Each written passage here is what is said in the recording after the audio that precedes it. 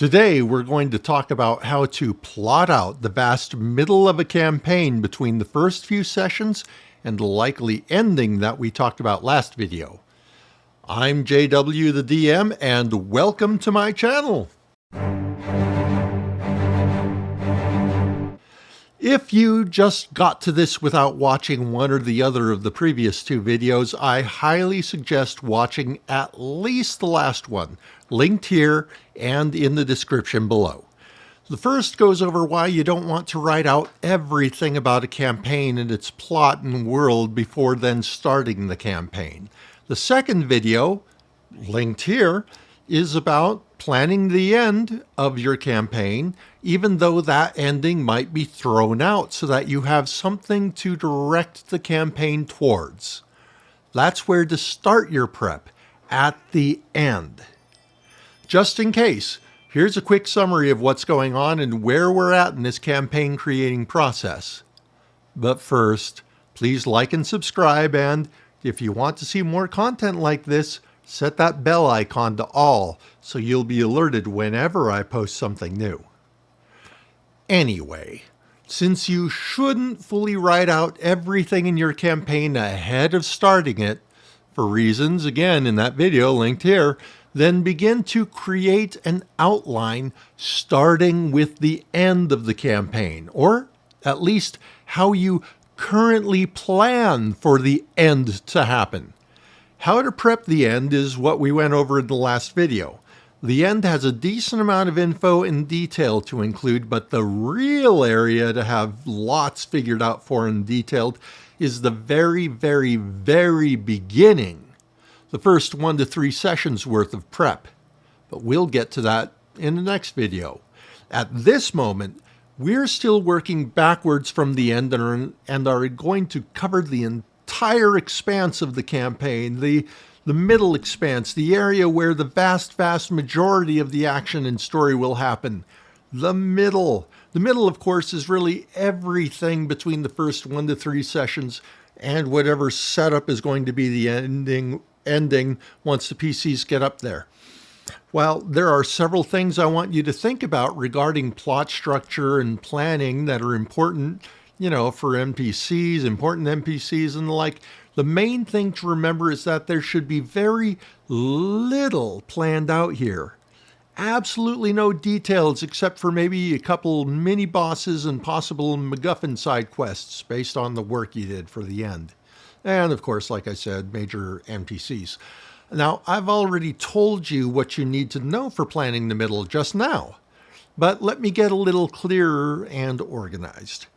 Once you know things like what the MacGuffins the PCs may need, or whether that's information or objects or states of being, then you'll find it helpful to have a rough idea, completed in just a sentence or two, of how the MacGuffin can be attained and where. Then, in the same sentence if possible, but not necessary, outline the primary guardian or obstacle that's between the PCs and gaining control of the MacGuffin. For example, the Powerball is hidden in the Mystic Tomb in the Impossible Mountains and is guarded by a giant, puzzle-loving earth elemental.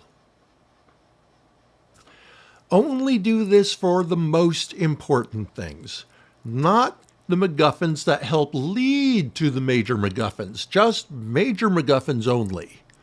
And you can also use this area to establish any major NPCs and bosses that I've already told you that the PCs are likely to encounter and why they might prove important.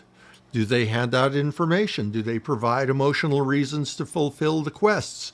Do they provide plot variations like what I'm going to suggest in a little while to you? Now, I said likely because despite your planning, these NPCs and bosses may never see the light of day. You shouldn't be certain at this point of where the PCs will be and what they'll be doing beyond the first session, to be honest. But when you need to move and pivot, parts of these NPCs and bosses may be incorporated into whatever new NPCs and bosses actually are encountered and help move the plot forward. Notice that we're not actually plotting out a story, but instead just coming up with a rather vague outline of could happens, with just a detail here or there. This is because the entire thing might be thrown out at any time due to player agency. Remember, the best campaigns are co-created between the GM and the players. The best ones aren't where the DM has everything planned out and nothing the players choose matters. Honestly, figuring out the middle, and remember, this is everything about session 2 or 3 until a couple sessions before the final conflict, should only take an hour or less. Unless, of course, you're really into it. However, if you're really into it, I suggest you keep yourself down to a couple hours anyway. Notice, I haven't brought up lore yet. You can have some general lore in mind, but to keep your workload down, come up with lore as you need it and/or between sessions when you've already prepped the session well enough.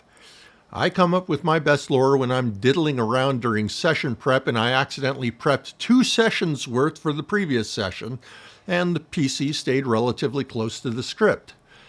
I get antsy, and I used to not know what to do with my prep time, but now I create lore.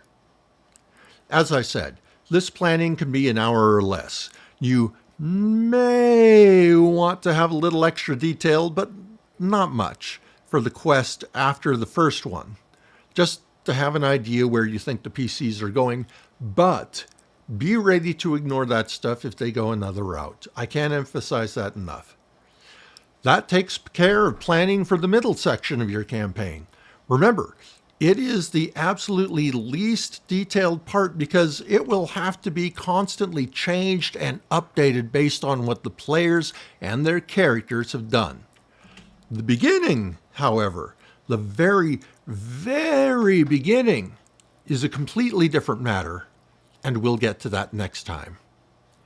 Don't forget to like, subscribe, and set the bell icon to always, especially if you want to see that next video about prepping the beginning of your campaign.